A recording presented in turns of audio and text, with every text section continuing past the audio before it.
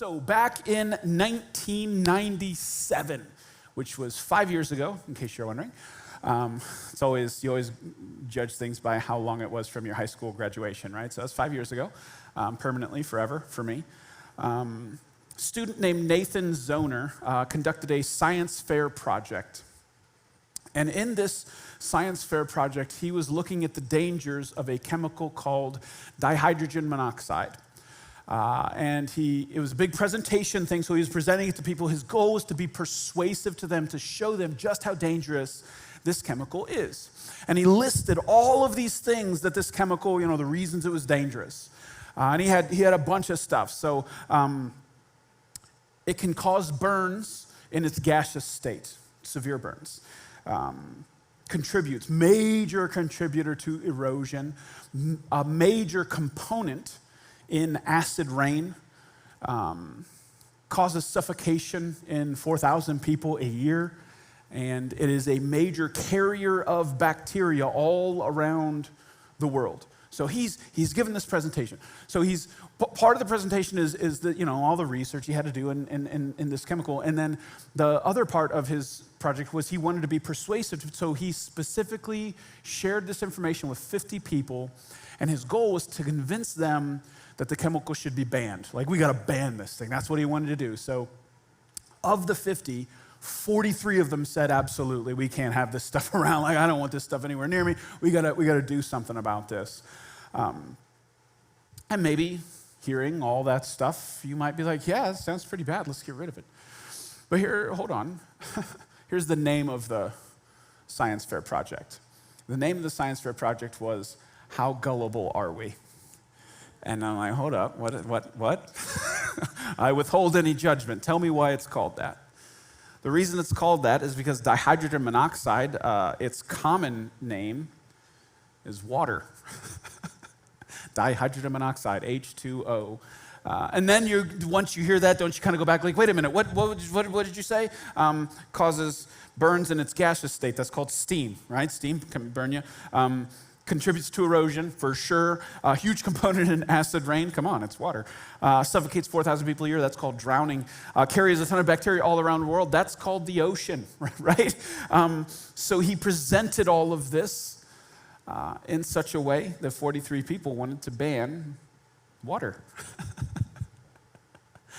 So the title of my message today is Open to Interpretation.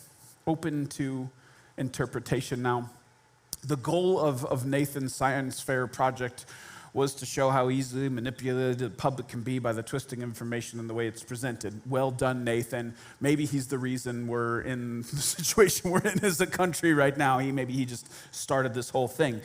But there's another lesson in this that I want to pull from his little science fair project. Let me ask you this. Are all of the things that Nathan listed, are they true of water? I mean, they are, right? It's true that it causes burns and suffocation and erosion and acid rain. Like, that's true. But it's also true that, like, life on earth wouldn't exist without water, right? It's also true that 70% of your body is water, right? It's also true that you couldn't enjoy a cold drink or a warm shower or a day at the beach without it. Both are true, right? Both are true. How you view it depends on what you focus on, right? Nathan was very clever in presenting it in a way that you felt a certain way about it. But if you open up your eyes and you look at the other side, all of a sudden you feel different. So what I want to present to you today is that your feelings follow your focus. Your feelings follow your focus. When I was speaking at first and you were focused on acid rain and erosion and suffocation and bacteria, you had certain feelings about dihydrogen monoxide. But once you realize what it is and your focus shifts, your feelings change. So, your feelings follow your focus. Your feelings follow your focus. We're in a series here called Choose Joy. Choose joy. And the premise of the series is the last week, this is the finale here. The premise of the series is that you want joy. You want that. You might call it happy, but you want joy. And then the second premise was that Jesus wants your joy. Jesus actually wants your joy.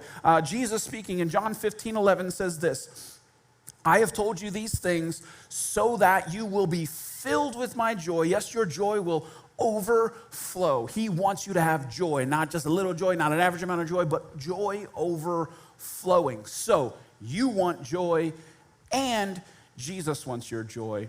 And the big question we've been exploring in this series is, if you want it and Jesus wants it for you, why don't you have it? Why don't you have it? And we've covered a lot of ground. I'm not going to rehash 3 weeks of sermons. If you want to go back and check out some of them, you can get online and do that. But today, this morning, I want to zoom in on what I think is maybe the most controversial word in the series. The word choose. Choose. Choose joy. I saved this sermon for last because I was afraid of how that would come off. Doesn't it sound like, if somebody says that to you, do you ever accept that?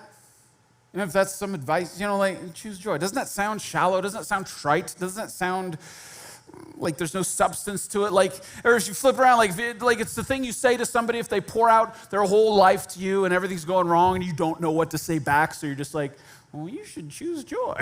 Like, that's nothing advice. Like, there's no substance to it.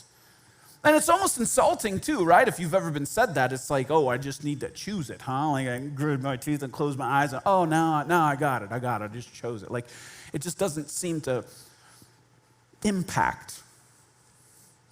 So I want to share two things I don't mean when I say choose joy, so that we're not talking. I want to make sure we're on the same page here. First one I kind of mentioned week one, but I want to remind you. So the first thing I don't mean when I say choose joy is I don't mean walk around smiling like an idiot, pretending everything's okay when it's not. I do not mean that. I don't mean that when someone asks you how you're doing and you're not doing okay and to say okay anyways. I don't mean that. Have you ever talked to like a super Christian, like a super Christian, one of those people that is, they wear like God's name on their shirt. I'm just kidding. But like really, really, really intense. And if you ask them here's one way you can know. If you ask her how they're doing, I don't know if you've ever gotten this answer before, but they'll say back to you, I'm blessed and highly favored, brother. Brother, there's always an at the end of the brother. And like, okay, so if you've never heard that before, it's actually kind of a common response in super churchy church worlds. And it is technically theologically correct of a believer, but it is also technically a very weird thing to say, right? Like, that's just awkward to be like that intense, and it always feels a little fake, right? So I'm not, when I say choose joy, I am not proposing to you to pretend. I'm not saying, create a surface level facade to present to the world even while the reality is different. That's not what I'm saying. Choose joy has a deeper meaning. Here's the second thing I don't mean.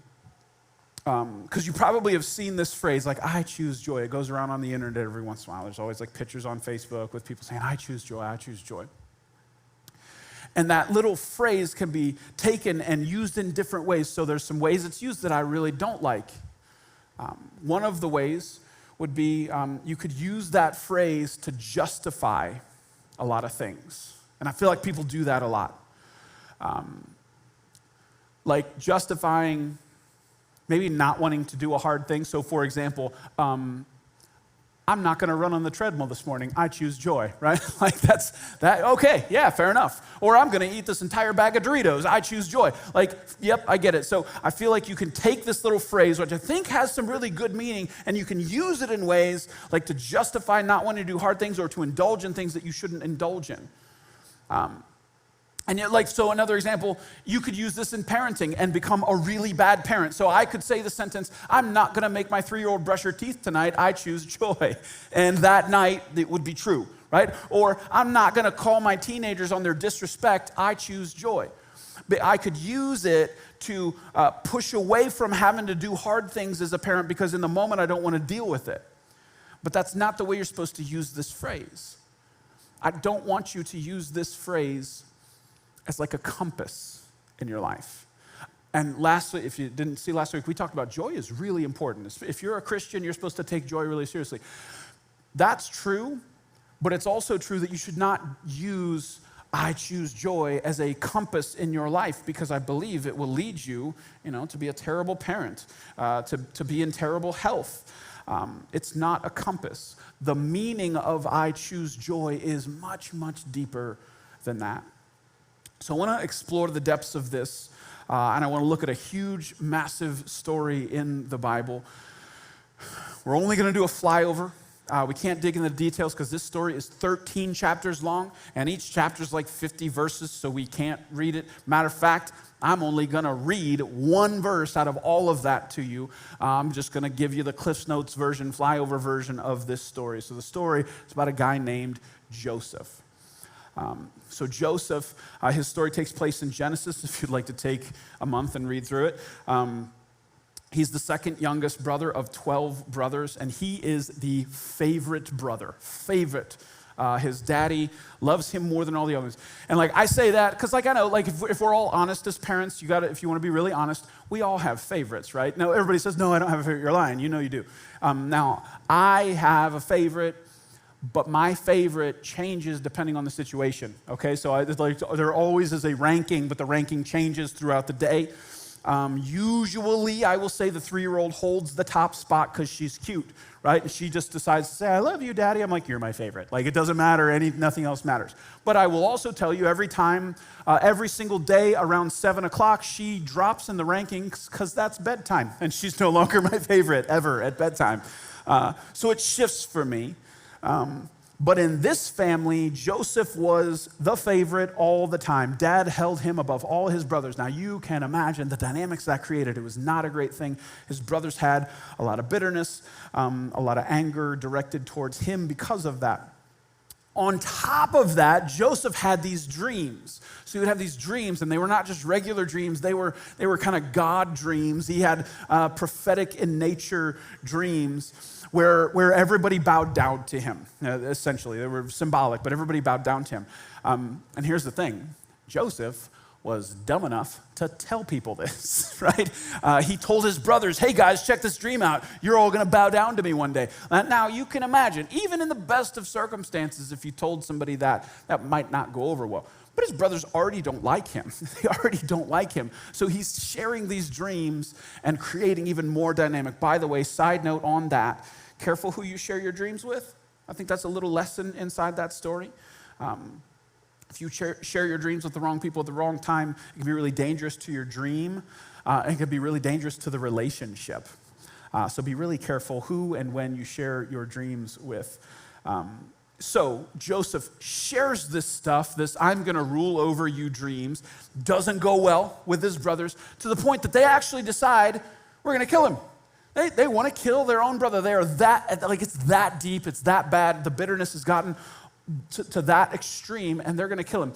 The only reason they don't, and this would be a real short story if they had, the only reason they don't isn't because of some moral quandary that they get into. They just come to the realization, hey, if we sell him into slavery, we'd actually make some money. Why don't we do that instead? So it's not even like a good thing that they sell him to slavery. It's just it's even more selfish if we just sell him. So they sell him into slavery to this caravan that's going down to Egypt. Now, we got to pause there because, man, you got to feel that. I know if you grew up in church, you've heard the story a million times. We just kind of say, oh, yeah, he got sold into slavery and now he's down in Egypt. Don't gloss over that. Hold on a minute. Can you imagine being sold? By your own fate, the people who are close to the people who are supposed to love you the most, people who are supposed to be there for you, they abandon him. More than that, they get rid of him. Betrayal on the highest level. Betrayal is one of the worst feelings you can feel. The rejection, the pain, the anger of a life that he was supposed to live lost. You know that feeling? Man, it's got to have some bitterness there. And then just the shock of going from favored son to slave.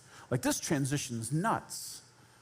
So, obviously, there's some emotions happening with Joseph. He gets taken down to Egypt. He gets sold to a guy who's high up in the government, super, super big estate. But Joseph does well in slavery, which is a crazy thing to say, that he does well. Because I would have guessed because you kind of get the impression in the beginning of the story that David's kind of or Joseph is one of those like spoiled brat kind of kids, like he's the favorite, he gets the special coat, and daddy loves him, and he doesn't have to do what everybody else does. Like, oh, you're in slavery now, like he's gonna be the whiner, but he doesn't. He does not have a pity party, he does not do the woe is me thing. He gets to work. And he does really well. He actually gets kind of promoted inside of this slavery thing to being kind of over this guy's whole estate, which is nuts. But then the master's wife takes a liking to him. Kids in here, so I'll just say she like really likes him to the point that she tries to hit on him, we'll say. And he has to literally run away from her. And she ends up accusing him of doing the thing that she was trying to do to him. And he gets thrown in jail. Now again, look at this guy's life. Favored son, slavery. Ooh, I'm doing good in slavery. Jail. Like he is 2 levels deep now. He went from favored son to slave to jail now. Jail. And somehow Joseph, I keep calling him David, Joseph just keeps his head on straight. And this other thing that God gifts Joseph with is this ability to interpret. So not only does he have dreams, he has the ability to interpret dreams as well. A couple of the fellow prisoners have some dreams, and he's able to interpret those dreams. One of the guys has a dream that Joseph interprets to mean that he's going to get out of prison and he's going to go back to work with Pharaoh. He works for the head guy of the whole country. So in 3 days, this guy's going to get out. And Joseph's like, hey, buddy, listen, I just interpreted your dream. We're friends, right? Could you put in a good word with me for Pharaoh? Just remember my name when you get up there? Any chance of that? And the guy's like, oh yeah, man, cool, we're friends. And the moment the door closes behind the guy, forgets Joseph even exists. And Joseph ends up being in prison for 2 more years. And it's the crazy part about that, again, is in the Bible, that is one sentence, is this little tiny sentence. He was in jail for 2 more years. And we're like, okay, but that's 2 more years of his life that he spends in jail. Until one day the Pharaoh has a couple of dreams that no one can interpret. And the guy who he helped get out was like, oh yeah, I know a guy. He's in jail. We should call him. So Pharaoh pulls Joseph out of jail. Joseph stands before the most powerful man on the planet and interprets his dream. And it's this one of the crazy turns in this story is that Pharaoh takes Joseph out of jail, and because of this interpretation of the dream, puts him in charge of everything in Egypt. The only person higher on the org chart would be Pharaoh. And Joseph's now in charge, and the big part of the dream was that there's going to be this famine coming, and we're supposed to get ready for it. So Pharaoh's like, get us ready. So Joseph now has this job of administrating the stockpiling of resources so that they can withstand this famine, and he does a great job. And thousands of people's lives are saved because Joseph does a good job at this. So all these years pass, and Joseph is doing this thing, and he's administrating all of this work. And when the famine hits, Egypt they don't starve to death, they live. And that to the point that other people from outside of Egypt are coming and getting food from Egypt. God did this thing and moved in this way. So Joseph is sitting on this throne, and he's dishing out all this food. And one day, who walks in but his brothers? And what a crazy thing. If you didn't know the story, Christians, if you didn't know the story, this is Hollywood stuff here, right? That's what a crazy thing that he's sitting there, and they don't recognize him because he's dressed like an Egyptian. They don't expect him to be sitting on a throne or anything like that. And there they are. They walk in. And you could imagine all that stuff that he felt, dredged up. I'm sure he had all kinds of emotions. The Bible, he had to walk away and cry. He couldn't even, he just leave. He just had to go cry somewhere. He was so emotional. And in the story, again, I'm skipping over so many details, but he finally comes to a place where he reveals himself to them. And what a moment. He's like, hey, because they were speaking their language and they didn't think he could speak it. So all of a sudden he's starts speaking the language. Hey, I'm your brother. And it's just a massively crazy moment. But here's the thing. Think about this. So it's emotional for Joseph. Once they realize who he is and how much power he has, the emotion they had, right? Fear, rightfully so. So that moment, when Joseph reveals himself to his brothers, he has kind of a choice, right? He has a choice. What's he going to do? What is he going to do? I heard someone ask once, what's the most spiritual thing you think you can do? I thought that's an interesting question. Like, what's the most spiritual, holy, sacred thing that you can do as a human? And if you think it through, you can come up with a lot of stuff like, I don't know, prayer comes to mind first for me. Like, that's probably pretty holy. Read your Bible seems like a pretty holy, sacred thing. Worship. Maybe you go a different route. Maybe you'd go like forgiveness. That seems pretty holy. Love, You come with a whole list of things that could compete for that top spot of most holy thing that you do. But the guy who was asking is like, hey, can I just propose something? What if the most spiritual thing that we do is choose? What if it's just choosing? And I was like, at first I was like, I don't know. But then he's like, hold on, think about this. Before you pray, you have to choose to pray. Before you read your Bible, you have to choose to read your Bible. Before you worship, you have to choose. Before you forgive, before you do anything, you choose to do the thing. He said, so yes, these things are definitely holy and spiritual, but wouldn't it be then, you could easily make the argument that choosing to do those things, that the act of choice is a holy and sacred thing. I thought, wow, I've never looked at choice like that before, that the ability to choose is such a spiritual thing. How seriously do you take that in your life? Your ability to choose. That literally every second of the day you have this power. Like, what a crazy thing that God has given us, this sacred honor, this sacred duty to make choices in our life. Crazy that God gave that to us, right? The dignity, the agency, the spiritual ability to choose. How serious do you take that? So can I be honest? I've been a lead pastor for 13 years.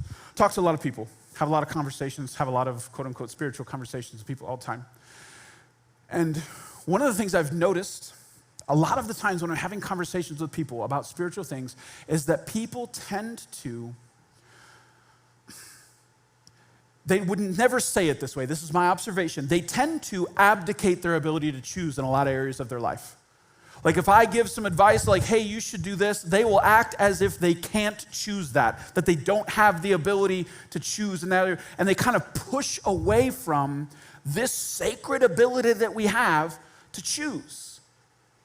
They act as if they don't have it. They act as if they have no choice but to do a certain thing or say a certain thing or to act a certain way or to feel a certain way. They relinquish willingly this most sacred ability. They shy away from, I think, arguably one of our most spiritual faculties. Do you do that? Is there areas of your life that you act like you don't have a choice? That you tell yourself, you lie to I'm sorry, I'm telling you, you're lying to yourself saying, I don't have a choice here. Is there areas of your life that you're doing that? Because I believe that your most sacred ability is to choose. Every second of the day you have that ability. You got to hold on to that. So here in this story, in this moment, this pregnant moment, Joseph has a choice. Now, the most obvious choice that he has in this moment is what is he going to do with his brothers? Because this could be the sweetest revenge story ever, right? He could be like, sup, bros? How about some slavery? Like, we could do any number of fun things to you right now. He could be bitter. He could be angry. He could have them killed. Like, he could do anything he wants right here. This is the sweetest reversal. So he has that choice. But before he makes that choice, he actually has to make another one. He actually has to make another one. And the first choice is actually more important than that choice because this one's going to dictate the brother choice. And with this one,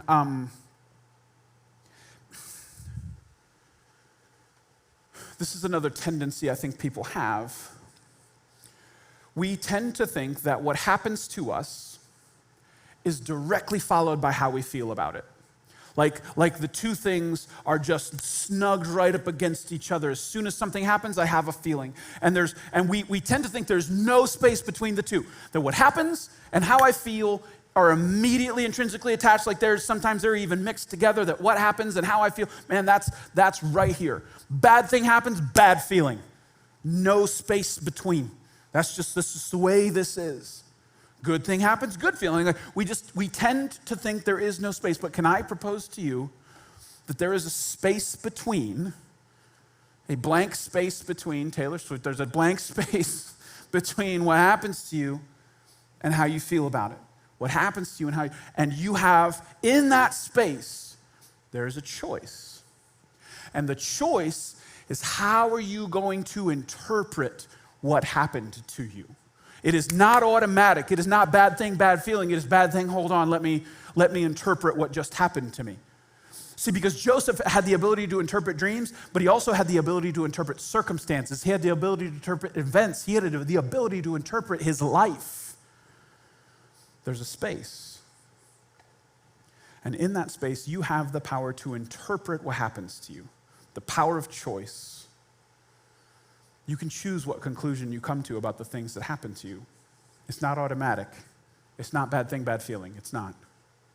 So Joseph, in this moment, speaking to his brothers, years after they sold him into slavery, yes, he has to choose what to do with them, but before he chooses what to do with them, he had to choose how he's going to interpret what happened to him. He had to choose that, right? If he doesn't, if he's not choosing, he's just gonna say, I think it's like 13 years in slavery, feeling dead, right? Like they have no chance if Joseph doesn't do some work here, if he doesn't slow down and acknowledge there's a space between what happened to me and how I feel about it. So let me show you how Joseph is thinking about this in this moment. So he's speaking to his brothers again, all this emotion, all this stuff, this arrival, crazy event. Here's what he says in Genesis 45:5. I want to see if you can catch the contradiction. And now, do not be distressed or angry with yourselves because you sold me here. For God sent me before you to preserve life. Did you catch it? There's a contradiction.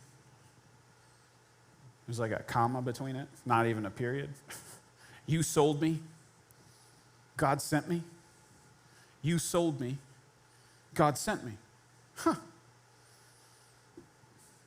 Which is it, Joseph? Did God send you or did they sell you? Like, it sounds like we're talking about opposite things here. Now, you could argue, sometimes people are like, oh, the Bible's got mistakes in it. But like, listen, it's not like there's a bunch of space between. It's not like he said it and then there was like a conversation and he said another thing. Like, he put these two things right next to each other. This is not an accident. Joseph's a really smart guy.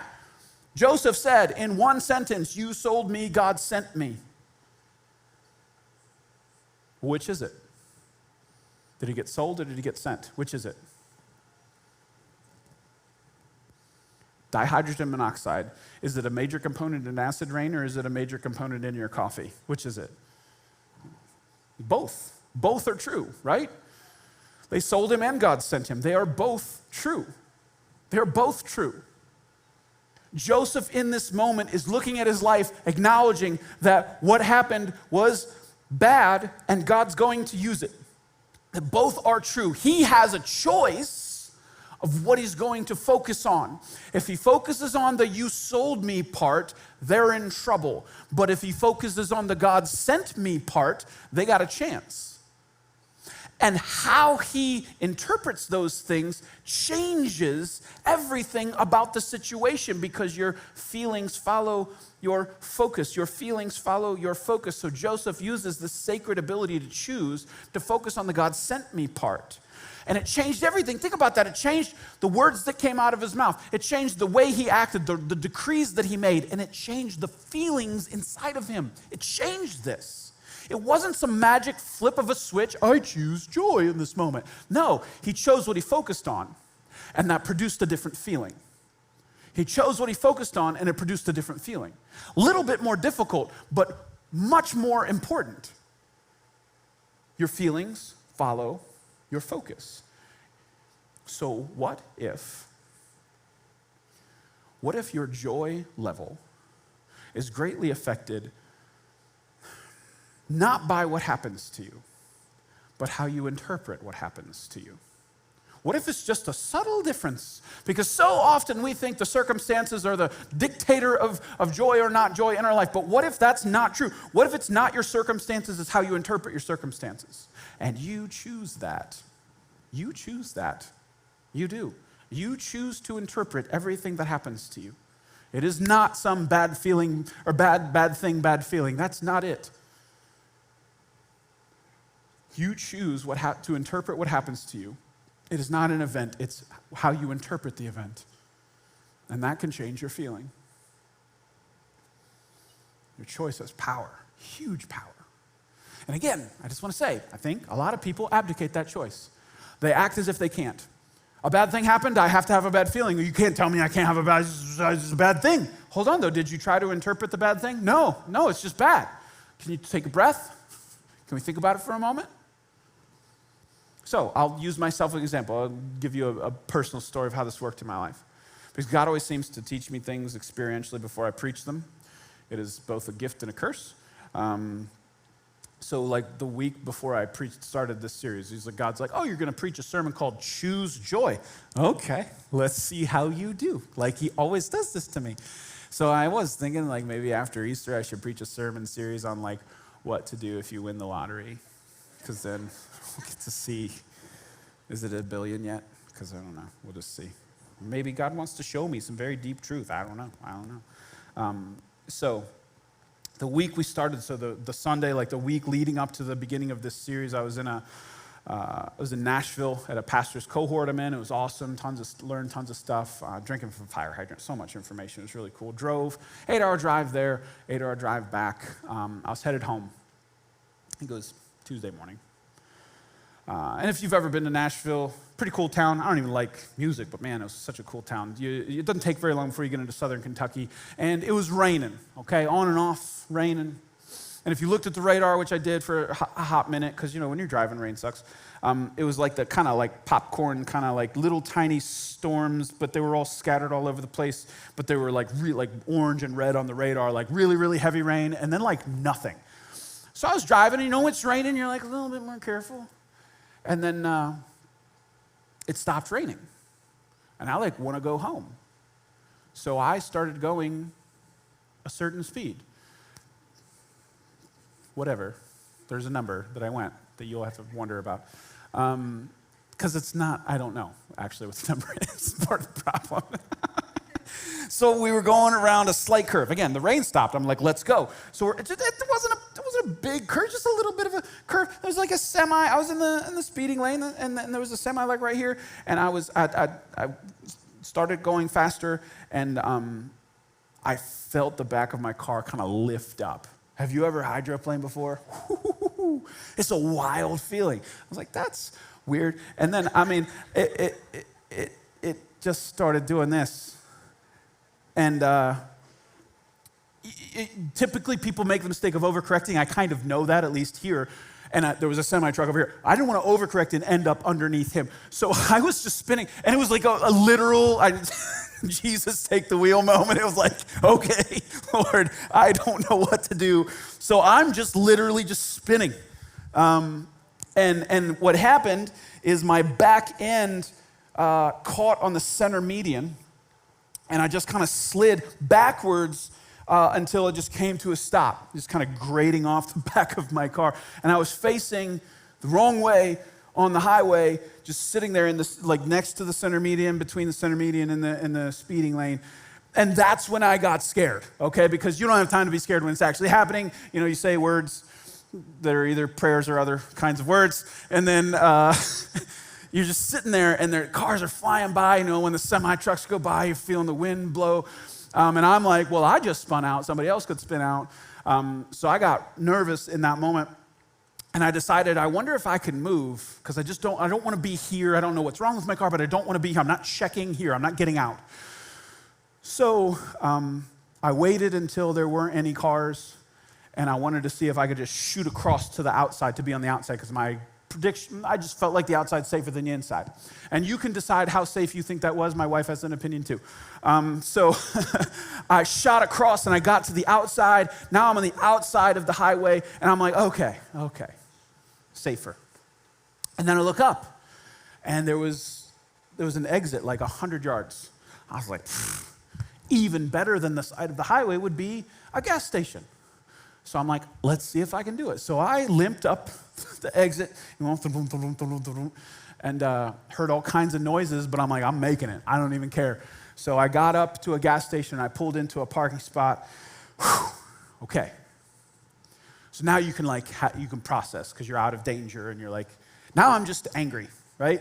I just get angry. And like in those situations, I don't do very well because the situation is, I just got in an accident 300 miles from home, okay? I don't know what to do. I don't have a playbook for that. The last time I got in an accident, I was on my dad's insurance. He took care of it. Like, I don't remember this. Like, I have no idea what you're supposed to do, even for a local wreck, let alone when you're 300 miles from home. So I'm talking to an insurance lady, super not nice. I mean me. Talking to my wife, super not nice. And I'm just getting, it's nobody's fault. Unless you ask my wife, but it's nobody's fault. It's nobody's fault but my own, I guess. But and then you pause for a moment, and even as I think about it with God, I'm starting to get angry, and I'm just like, Lord, I was at a pastor's thing, God. I was doing your work, like you couldn't have just, kept me on the road. Like, what's going on? You have those kind of thoughts, even knowing they're theologically incorrect. I'm just frustrated. I'm frustrated. Now, if you also know about me, I'm a little bit of an introvert. And when you get in situations like that, your negative qualities tend to increase. So I'm not in the mood to talk to anybody. So I get out of my car. I'm just inspecting the back corner of my vehicle that is now just completely shredded. It's like somebody took giant sandpaper to it. And my back tire is completely, it's not like flat, it's shredded. It's barely there. My bumper is like hanging off back here. And I'm just kind of like, okay, this is real.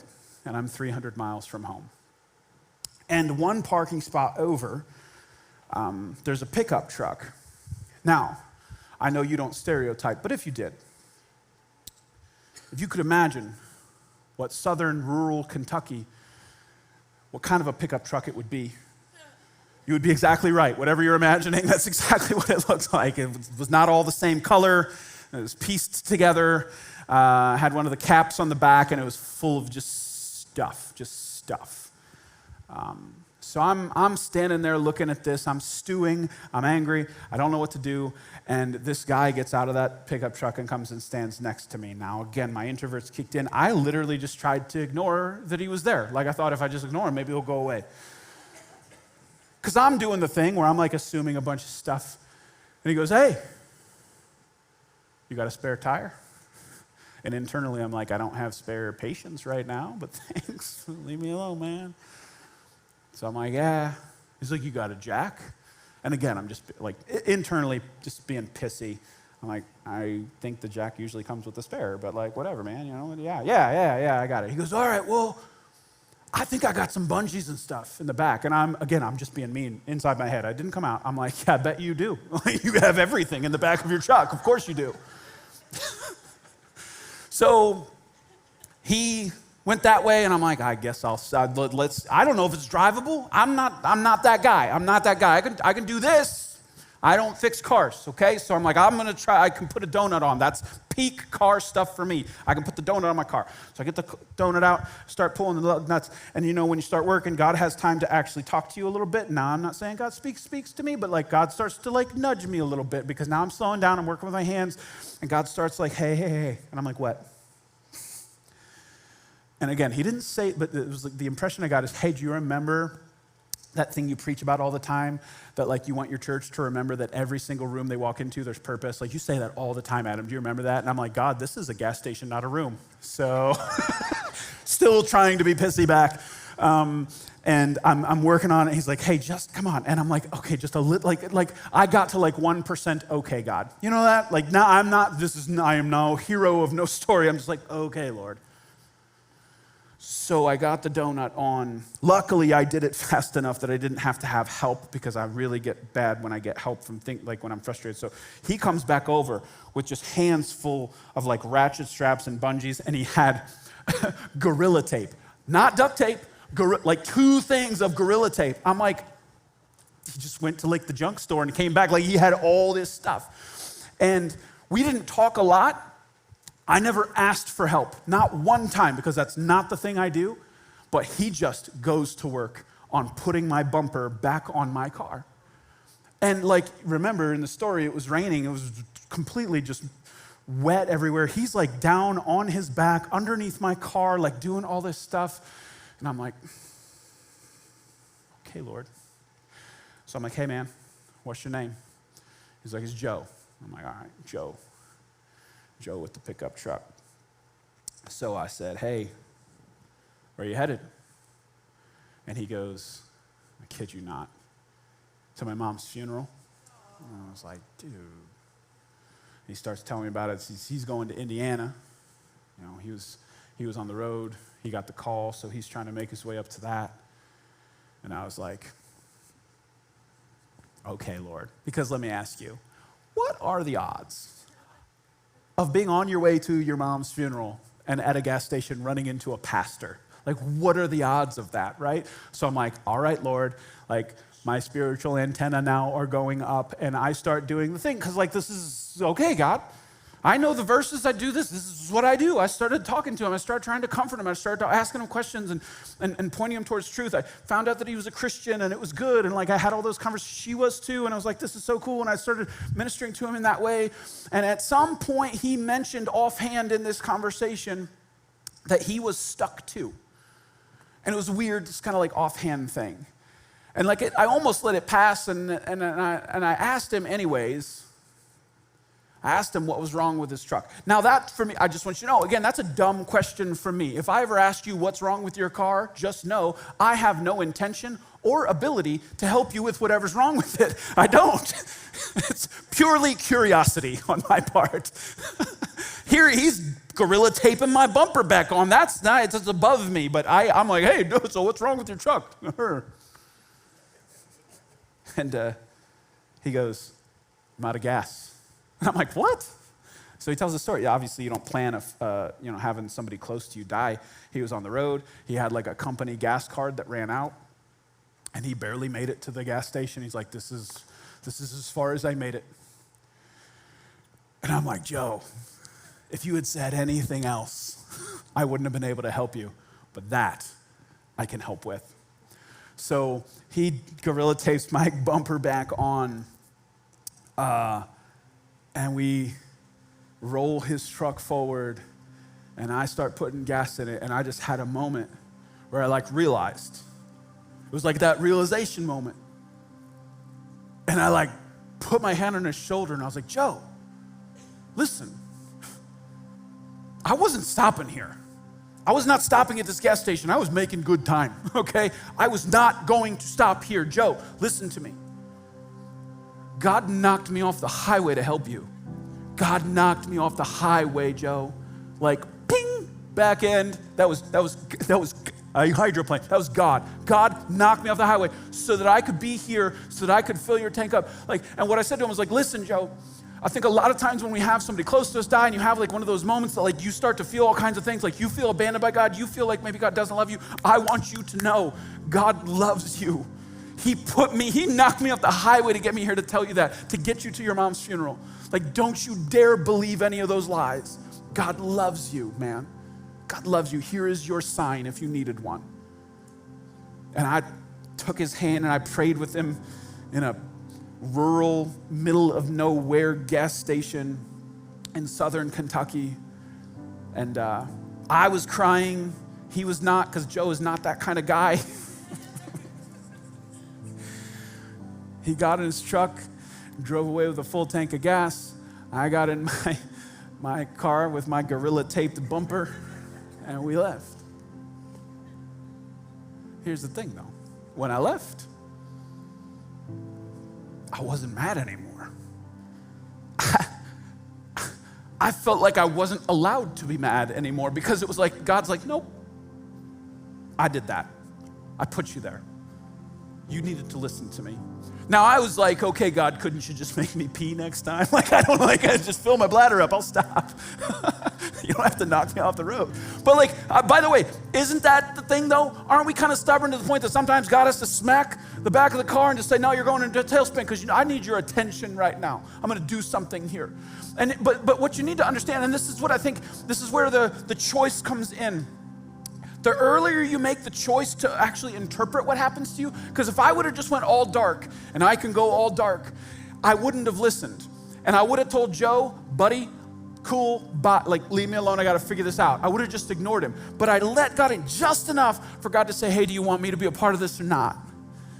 And I was like, okay, come on. And then God's like, oh, I have something way bigger than just this guy's gonna put Gorilla Tape on your bumper. Like, it's gonna be way, way, way bigger than that. I'm actually gonna use you to do something here. But I had to let God do that. I had to let God say, hey, let's interpret this. Hold on a second. Because what's true? Did I crash my car 300 miles from home?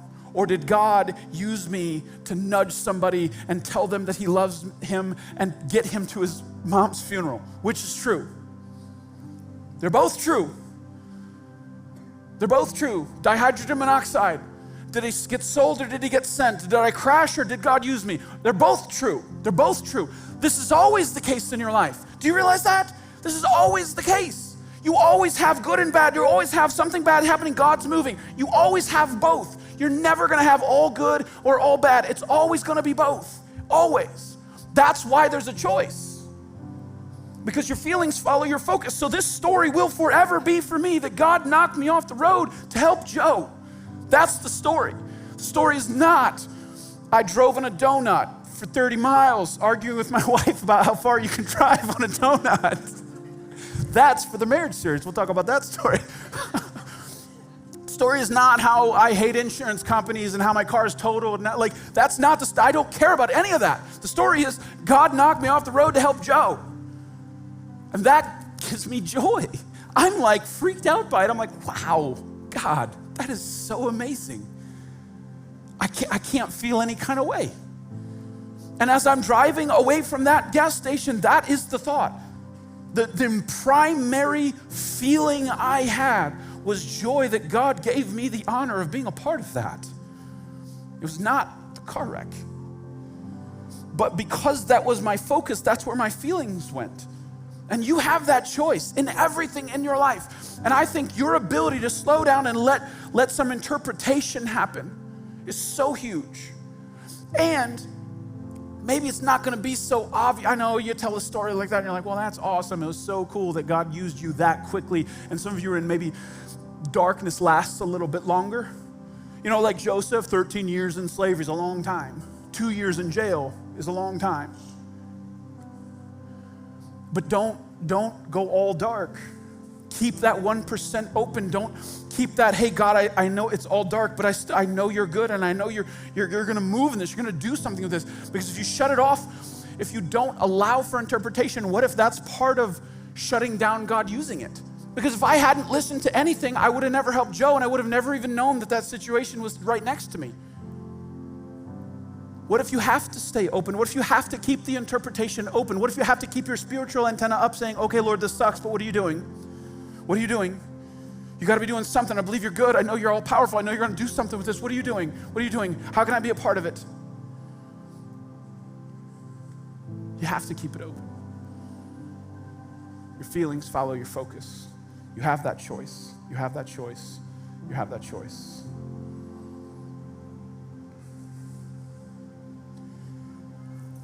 So tell you what, I'm going to call the worship team up here right now. And I want to remind you of this, Christian. Because this idea that both are true, dihydrogen monoxide, acid rain, coffee, Joseph, sent or sold, my story, crashed or God used me. They're both true. Let me push it one more, Christian. Let me ask you a question. Jesus dying on the cross, best thing to ever happen or worst thing to ever happen? Both are true. God came down and we killed him. That's the worst thing that ever happened. But in that, Jesus' death on that cross brought life. He broke down barriers. He built a bridge over the uncrossable. He enabled us to have a relationship with God in that act that we otherwise could not have had. It is the worst and best thing to ever happen. It's both. It's both. Don't relinquish your sacred ability to choose what you're going to focus on. It's always both. It's always both. So tell you what, stand up with me right now, and I want you to make a choice. Make a choice right now, in this moment, for the next 5 minutes. Choose to lift your heart and direct it towards God.